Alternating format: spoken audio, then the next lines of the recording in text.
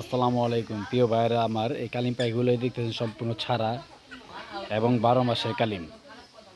এবং দেখেন উন্মুক্তভাবে ছেড়ে দিছি, কোনো পাকপুক কোনো কিছু বাধা নেই, সম্পূর্ণ ছাড়া। এগুলো আপনি চাইলেও বাসায় নিয়ে ছাইরা পালতে পারেন, তবে